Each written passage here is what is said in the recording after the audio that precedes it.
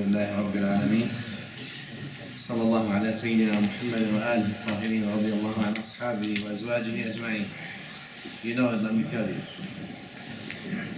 a long trip has at least 4 days jet lag usually. You know? I always think I can get over it in 1 day, but I can't. 2 days. You know, you're happy the first day, you sleep okay. You say, I got over it. Next day, it just plays with you right and left. And this is to love. Okay. So last time before he left, we were at Babu Zuhd. Babu Zuhd. And today we will talk about the chapter of Wara'. Wara' means piety. Piety. Wara'. Alright, obviously the ayah that we use in this chapter is where Allah said, Bismillah ar-Rahman ar-Rahim, وَثِيَابَكَ فَطَهِّرْ وَثِيَابَكَ فَطَهِّرْ. You all know the ayah. The ayah means your clothes should be pure, right? And that's for the salah, obviously. For the salah, your thiyab or your clothing must be pure. But obviously, Al-Quran Kareem, in the deeper dimension, is not just telling you you should just clean your clothing for the salah, because what's more important than your clothing is your heart. In other words, just like najasa on your clothing would invalidate your salah, so najasa is in your mind and heart, in the spiritual aspect of invalidation. In the spiritual aspect of validation. And then what's the point of salah? If you want to do mechanics, go ahead. Mechanics, you can do it, no problem. As long as you don't have najasa on your clothing, you're not carrying of najasa, the carpet or where you're praying is tahir, pure, you can pray, no problem. Like in Quran Kareem says, وَثِيَابَكَ فَطَهِّرْ, you should have your clothing on the state of purity. Yeah, you need to take a deeper dimension in the sense as well that not only your clothing ought to be on a state of purity, but also your heart and your nafs. And therefore, the ulama of suluk, they say, in order for you to take the journey to Allah Jalla Jalaluhu, that's the whole point of suluk and ma'rifah and all these things and mysticism and whatever it is that you want to talk, ihsan. The journey to Allah subhanahu wa ta'ala has to start from tahara. Just like your journey for the salah must start with tahara, the journey to Allah ta'ala has to start with tahara of the heart and tahara of the mind. Therefore, if there is impurity of the mind and the heart, there's no way you're going anywhere. You're not moving. It doesn't matter how you look like. It doesn't matter where you pray. It doesn't matter how much you pray. It doesn't matter anything. If there is no purity of the heart, you're not walking. You're not going anywhere. So the purity of the heart and then the purity of the mind. Obviously, when we talk about wara' or piety, we're talking about piety is that you avoid haram and gray. Shubha, it's called. Shubha means gray zones. So, alright, to be pious, obviously it means to do good. Pious doesn't mean you do bad, all right?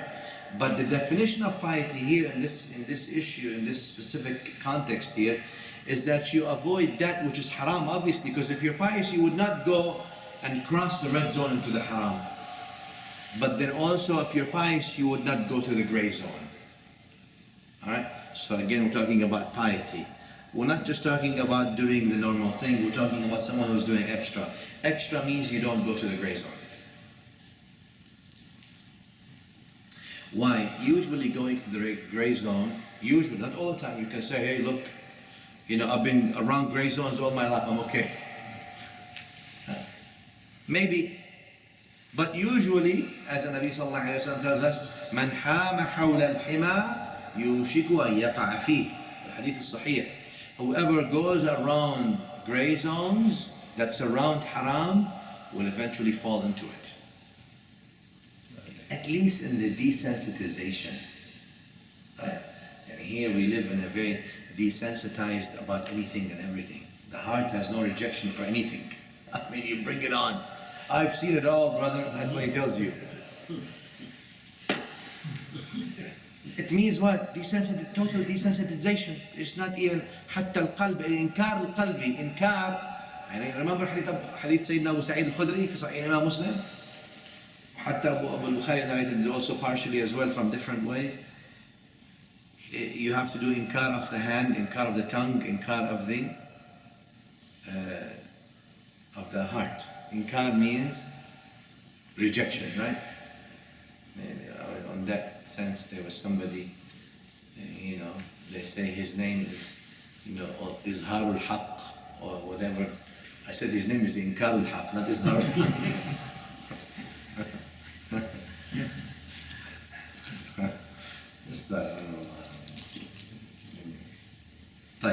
So you have to do 3 levels of inkar.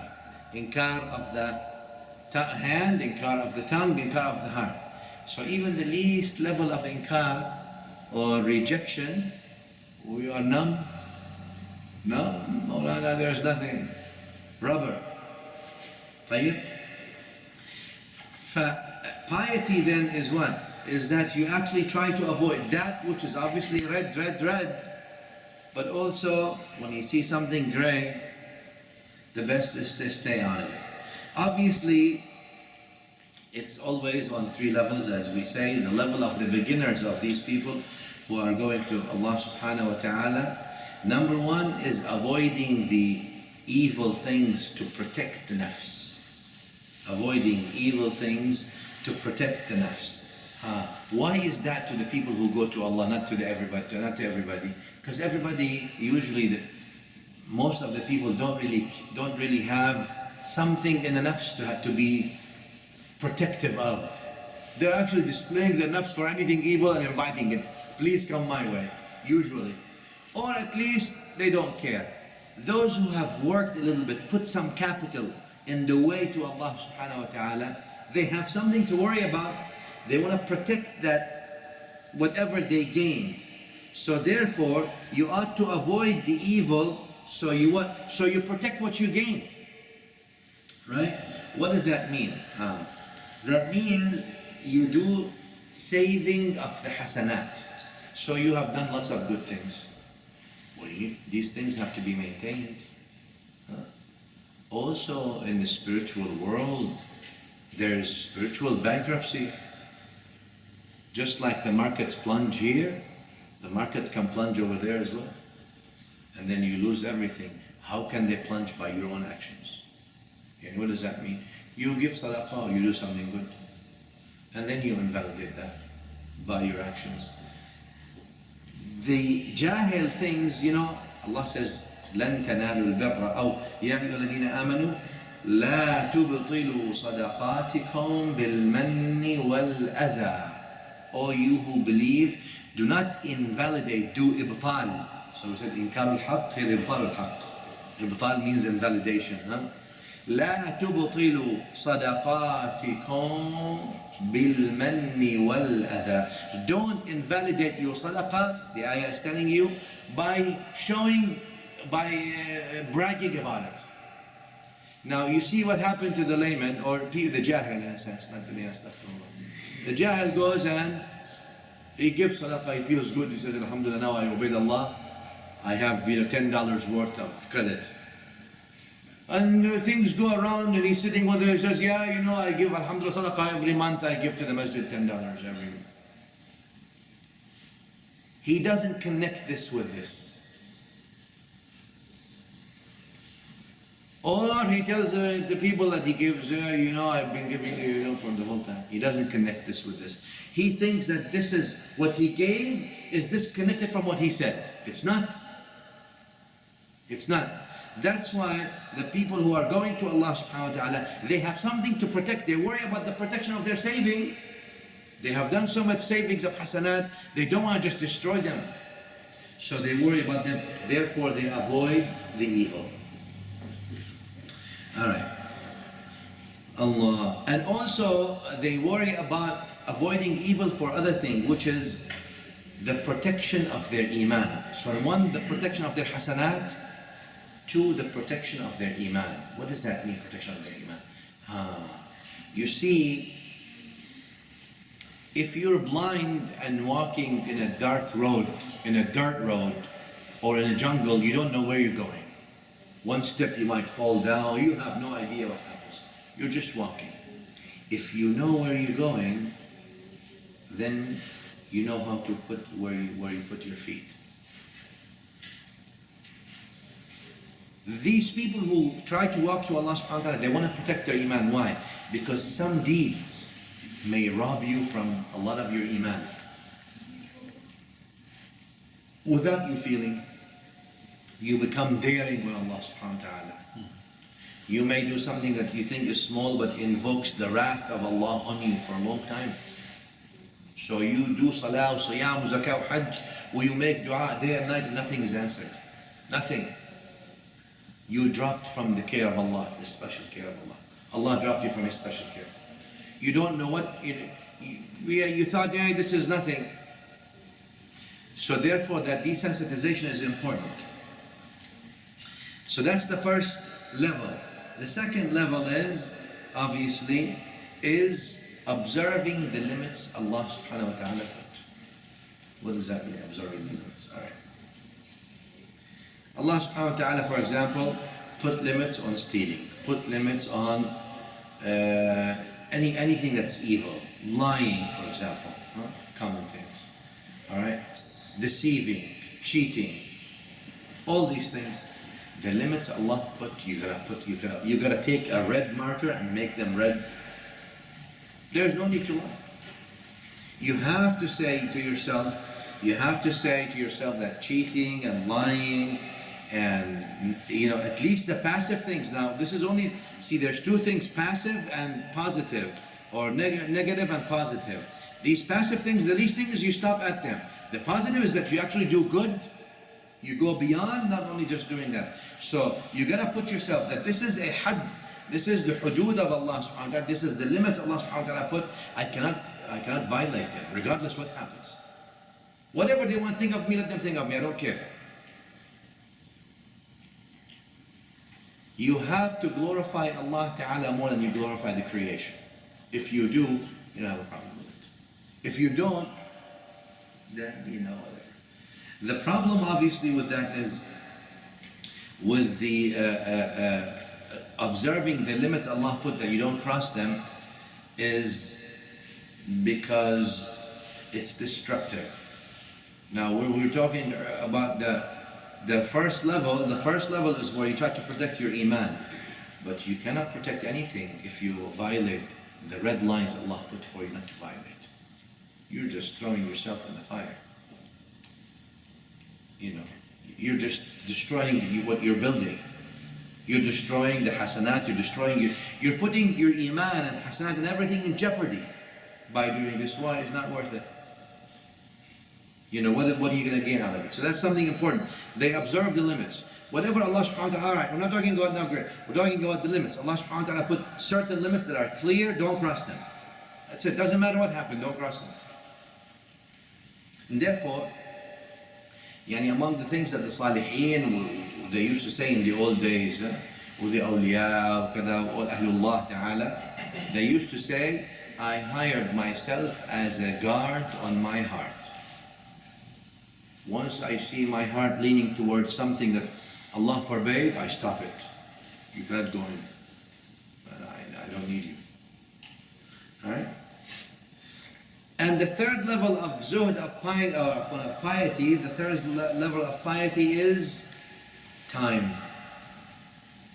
Time. Don't donate your time. Time is the most valuable thing you own. And Allah is so just, He gave us equal opportunity in that.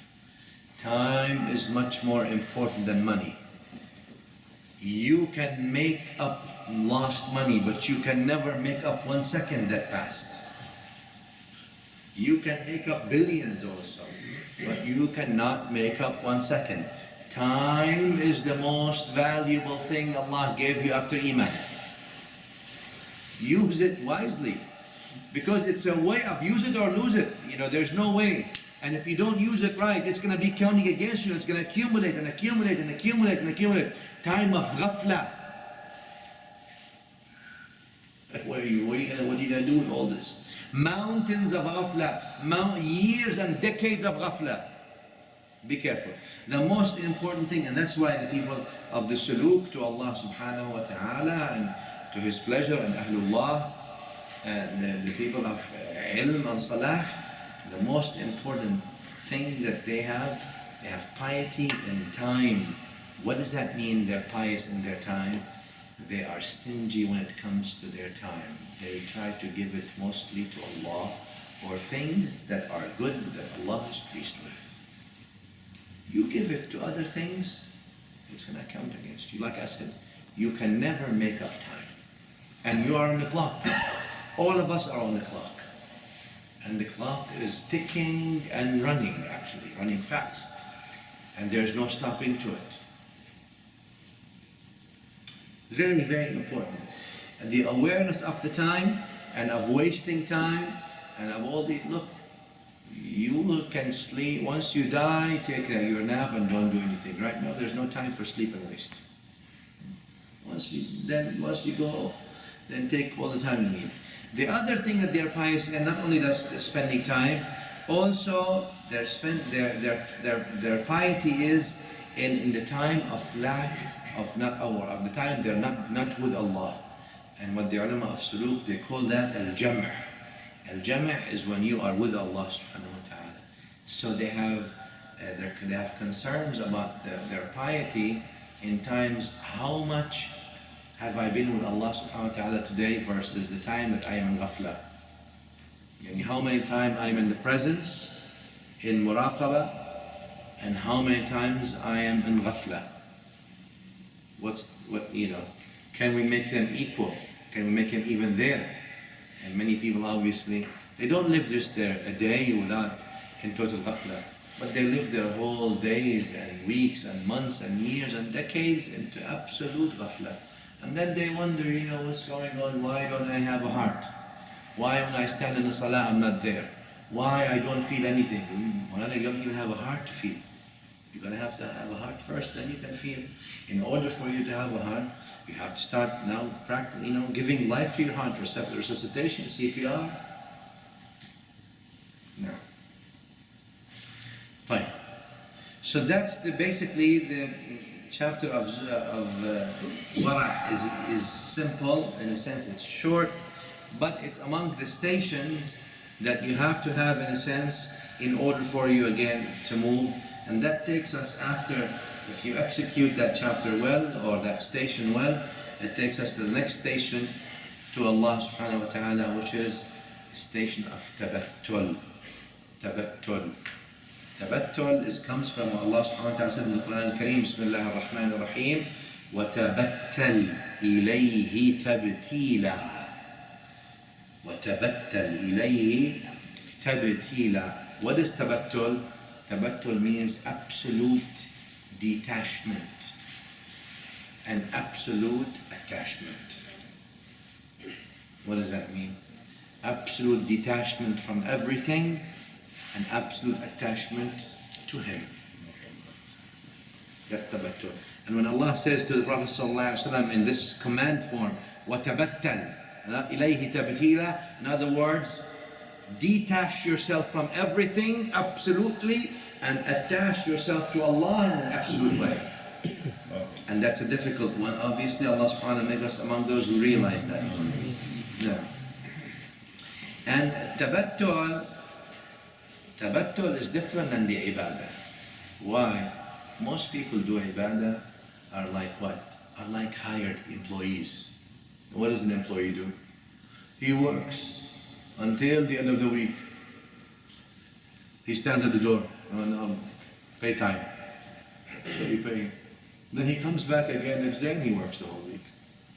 On the clock, even before if possible, he comes begging again. Paycheck, pay time. And now if you don't pay him, he doesn't work. هذا أجير. أجير means what? Employee.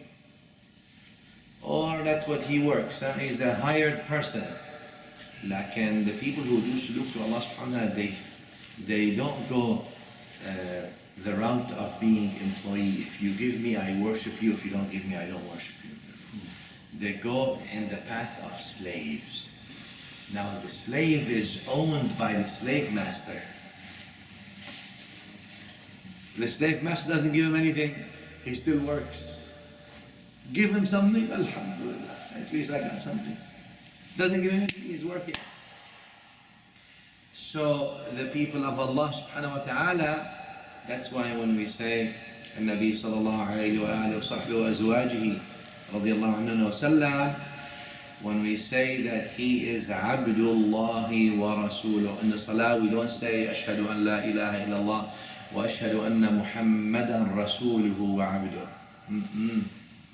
We say أشهد أن لا إله إلا الله وأشهد أن محمدا عبده ورسوله. Yes. عبودية, عبده, his slave. Why his slave? It's not about what's in it. When is my paycheck? I will do this. Why are you doing? Why are you not giving me? What did I do? You're not giving me now. Huh?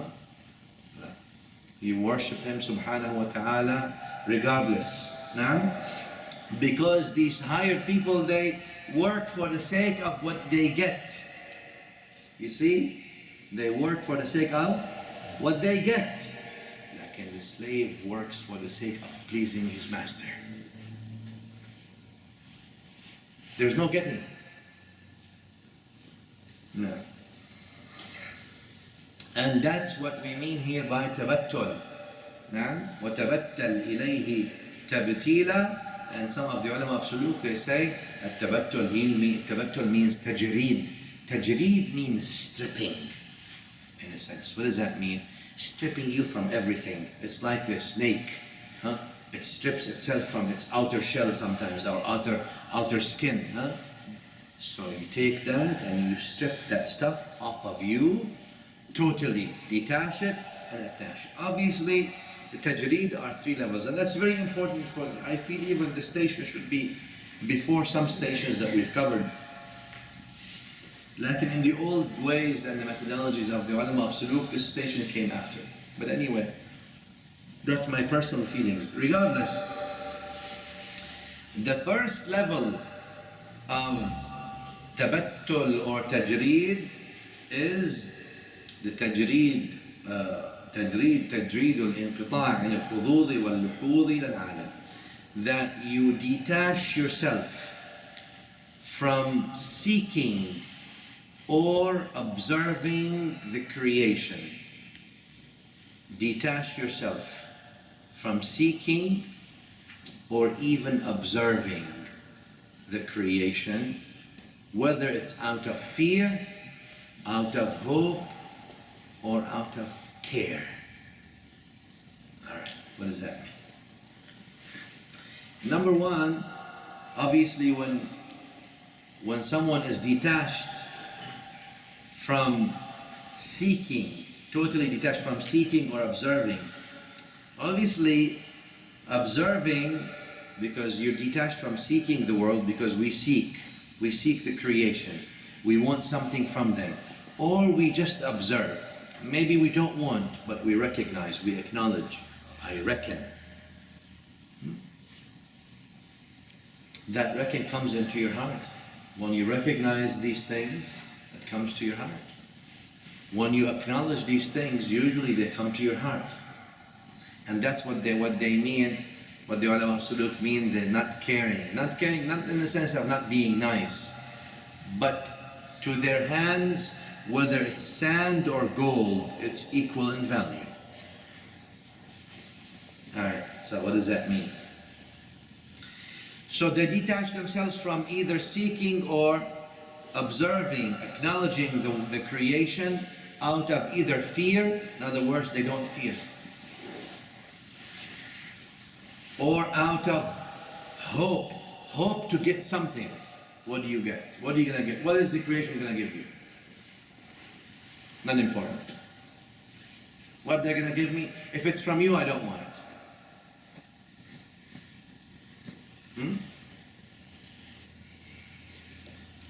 And then also out of care, in the sense that care not in the sense, like I said, he doesn't care about the people, but that whether they are in this way or that way, whether they're with him or against him, makes no difference. And this obviously can be done through few things. Number one, how do we mean that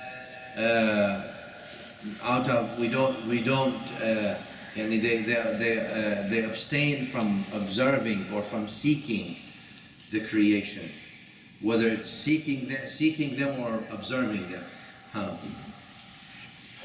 What makes people seek is because usually displeasure with the decree of Allah subhanahu wa ta'ala. So they seek from the creation rather than the creator. Or they don't have reliance on Allah subhanahu wa ta'ala. Either displeasure or lack of reliance on Allah. They don't rely on Allah subhanahu wa ta'ala. They don't have as much yaqeen in what Allah gives them as much in what the people can give them. So they run to the creation rather than running to the creator. And therefore their yaqeen is with the creation. The last thing, if everything fails, then they go to Allah. But even then, their heart and yaqeen is with the creation. Even when they're asking him, Ya Allah, there's nobody, no one can help me now. Their yaqeen is not there in that dua. Their yaqeen is still with the creation. They're hoping that the creation will actually have mercy on them, not the creator subhanahu wa ta'ala. And that's a serious problem in Iman. That's a serious problem in Iman. Alright, so how then can that be cured? That can be cured with ar-rida, pleasure with Allah's decree. If you're pleased with Allah's decree, you don't seek the creation. I'm pleased. Sayyidina Uthman radiallahu ta'ala anhu, Uthman al-Ghani, the third righteous Khalifa, he brings Sayyidina Abdullah ibn Mas'ud. The riwayah is not sahih necessarily, but like it's mentioned with the storytellers, so it's okay. He brings Sayyidina Abdullah ibn Mas'ud, and Sayyidina Abdullah ibn Mas'ud Miskeen was poor. Miskeen, Sayyidina Abdullah ibn Mas'ud. Abdullah ibn Mas'ud doesn't have anything. Nothing. He brings him, he says, here's some money for you. Sayyidina Uthman, at that time, giving you a lot of money means nothing to him. Abdullah ibn Mas'ud says, I have no need for it. You don't have anything, huh? He said, okay. You want to take it tough on yourself, make it tough on yourself, don't take it. Give it to your children. He says they don't need it. He says, how come? He says, I taught them Surah Al-Waqi'ah. They don't need that. Ar-Rida. The way you can cure being hopeful in what's in the hands of people is by being pleased with Allah's decree. Ya Allah, I am whatever you decree, I am totally pleased with it, and I know it's the best for me. And if I am hopeful in anyone's hands, I'm hopeful in you, Ya Allah, not hopeful in them.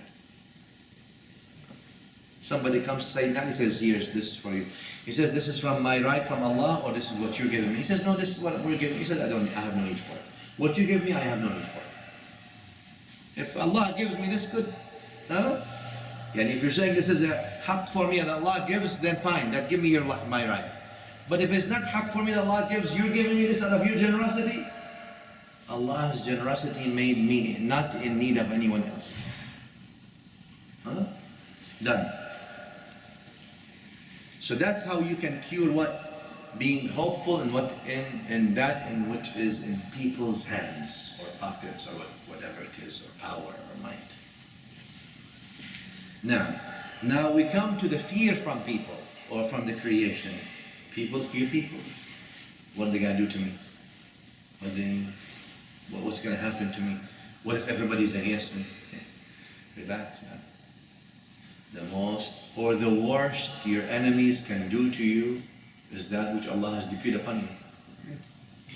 The worst and the most they can do is that which Allah has already written upon you. So they can't really do anything. They really can't do anything. You're fearing the creation. any relationship ought to be with the Creator. That's why you're so scared. Huh? When you're not with Allah, you are fearful of everything, and when you are with Allah, Allah makes everything, in a sense, reckoning with you or fearful of you in that sense. Alright. How do you cure yourself then on the path to Allah from being fearful from the creation? By taslim, submission. Submission to Allah. You submit your nafs to Allah. You say, Ya Allah, you are the creator of this nafs in the first place. So I submit myself to you. Whatever you will, it's your kingdom, you own it. You do what you do. I'm done.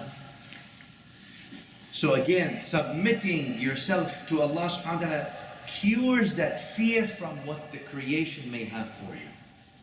You have, what are you going to do to me? I mean, this nafs is by Allah to Allah subhanahu wa ta'ala. You do what it is. Whatever Allah subhanahu wa ta'ala is pleased with, then that's done. No? Because if you gave yourself to Allah subhanahu wa ta'ala, you have nothing left. You already gave it to Allah. You have nothing left to fear. There's nothing there. Not that you just gave it theoretically. You said, Ya Allah, whatever you do, I am pleased with. That the nafs is yours. So that's as far as the fear.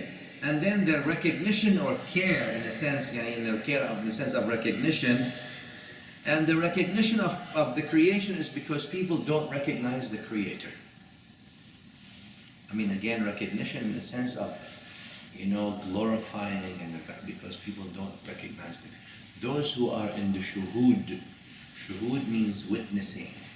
Those who are in witnessing of the Creator don't have a dime a day to witness the creation. Those who are in witnessing the glory of the Creator, they're not going to give any of their minute to witness the glory of a creation, supposedly. Which creation has glory anyway? I mean, forget about that anyway to start with. Those who are witnessing the Creator, they have no time to witness what the claims of the fake and delusional claims of the creation. Right? So again, when you see people are overtaken with the creation, you know that those people are far away from the Creator. That's the first level. The second level, so first one is with the people. Now, detachment from the people, right? That's the first level. So you detach from the people, so you don't have hope in what people have, you don't have fear in what they have, and you're not witnessing them rather than witnessing Allah subhanahu wa ta'ala. So it's about the people. So you're detaching all these things from the people, and most people today have a problem with what they do is because they care about the people's perception of them. How do others perceive me? I have to feed their perception.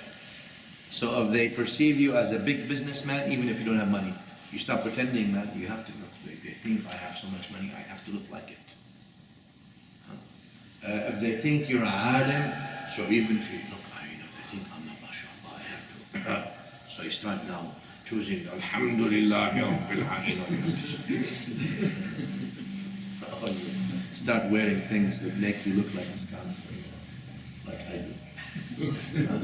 Or all these things. You have to make, why? Because you have to feed the other people's perception. It's not you. You know you,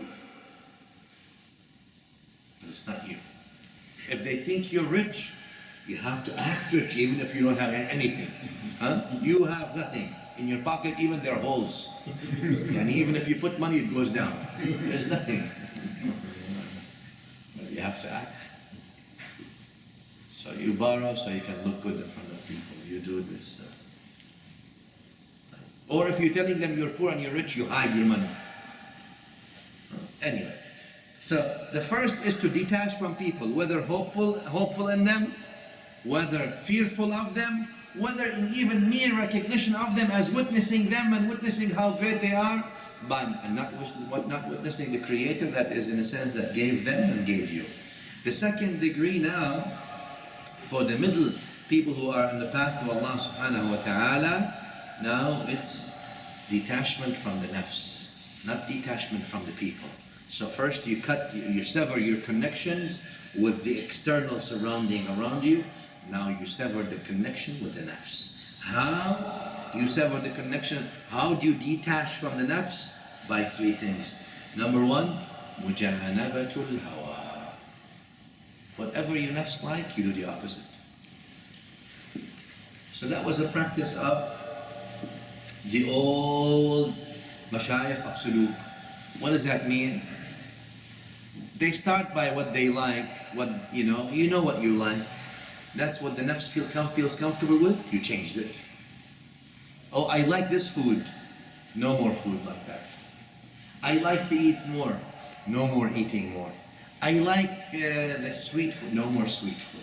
I like this time of night sleeping is the best. No more sleeping at that time. You sleep another time. I like to hang around certain people because they make me feel good. No more feel good. You're actually taking whatever your nafs wants to tell you that it likes, you're exactly doing the opposite. Alright? Exactly the opposite. And they used to go to, in the old days, they used to go to extreme limits sometimes to oppose their nafs. To oppose their nafs. The problem is, in order for you to start having a liking to be with Allah, you have that nafs of yours will intercede. It wants to sleep. It wants to eat. It doesn't want to stand. It doesn't want to. You have to subdue it. Once it's subdued now the nafs knows, it knows or she knows, whatever you want to call the nafs, that whenever she wants something, you're going to do the opposite. Until basically that nafs within you, وَالنَّفْسُ كَالطِّفْلِ, al-Busiri says, وَالنَّفْسُ كَالطِّفْلِ. If a tifl, he says that the nafs is like the newborn baby. It needs nursing. If you keep nursing it, that's what it wants. But you have to cut it from nursing. No more. Alright? So that's one of the most difficult things, and that's where most people, they take their longest time, simply because it's difficult for them to go against their nafs. Their nafs wants to do something. And you probably have heard of these people who are, malamities. They just go to extreme extent just to sort of be blameworthy in front of people. And the reason they try to be blameworthy in front of people is that they break their ego and nafs. They want to break their nafs at whatever point, whatever way possible. Break the nafs, It's very difficult. When you want to say something that it's a good opportunity, they said something, now you can say something in front of people and you can shine. It's difficult to hold yourself. Yourself wants to push you, say it. It's the right moment, it's not that bad, it's a good. Alright. So, going against the nafs, and then again, it takes a while. Once the desire of the nafs dies down, then you can start at that time, the nafs at that time then will lean to having uns. Uns means solace. To have that solace with Allah subhanahu wa ta'ala. Al-unsu billah. They will have that, time of peace with Allah subhanahu wa ta'ala. As long as the nafs is strong, it won't, you think it's going to let you. No, you try to do 5 seconds salah, I tell you I'm tired. What are you doing? Oh, don't you hear them in the background? They're going to eat. Come, finish quickly, let's go. It's more important. There's going to be good food here. They're cooking really nice lamb. Come on, finish. You're going to give, the nafs is going to tell you, but what are you going to do? Don't you want to buy this suit? You're giving now, some other time you can give. As long as the nafs is strong, it's not going to let you do anything. Because the nafs here is about what? Me, myself, and I. It's not about Allah subhanahu wa ta'ala in that sense. Doesn't want to let you even have comfort. Doesn't want to let you have. That's why when you overcome it every now and then, when you submit yourself, whether it's you have to, right? So you say, I'm going to come in Ramadan, in Laylatul Qadr, and I'm going to just stand there for an hour, 2 hours, and I'm going to pray. I'm going to force myself. Only when you force yourself and submit it and subjugate your nafs, you start feeling good and you are close to Allah subhanahu wa ta'ala. Maybe you cry, maybe something, you're there. But that's why. Because you forced yourself. No, you can't tell me now I can't come. I have to come even if it's going to be late, even if it's going to be tired. It doesn't matter now. Shut up. But throughout the year, the nafs is just sitting on the kursi, on the arsh of your heart, on the throne of your heart. It's telling you what to do, pushing buttons. Don't do this. Oh, okay, no problem. I'm not going to do this. No, do this. Okay, do this. With this kind of nafs, you can't win. You can't win. And there's no way, obviously, it won't let you find solace with Allah subhanahu wa ta'ala. Even if you stand up for munajat at night, even if you try to do some ibadah and dhikr, it's going to tell you, I'm tired. How long are you going to do that for? Look, I'm not there. It's going to take you a lot to subjugate it. And that's a practice. And that's an accumulation business. So again, avoiding the hawa. So your hawa means your self-desire. Whatever you self-desire, you try to do the opposite. Alright, so the first thing then, on the people who are in the middle, is that detachment from the self. The only way you can detach from your own ego is by going against its opposite instructions. It instructs you to do this, you do the other way. Once that happens, there'll be two things. Number one, you will have now, they say, you will have تنسم روح الأنس. تنسم comes from nasim. Nasim means the breeze. You'll start getting the breeze of the soul, or of the beauty of being close to Allah subhanahu wa ta'ala, finding comfort with Allah. But only after that is done. That's when your dhikr has more meaningful things. Just like you did in Ramadan, in Taraweeh, or after Taraweeh, or so. It's a different thing. That will become now, because now you've subjugated the nafs in a sense, you've conquered that nafs to a certain extent.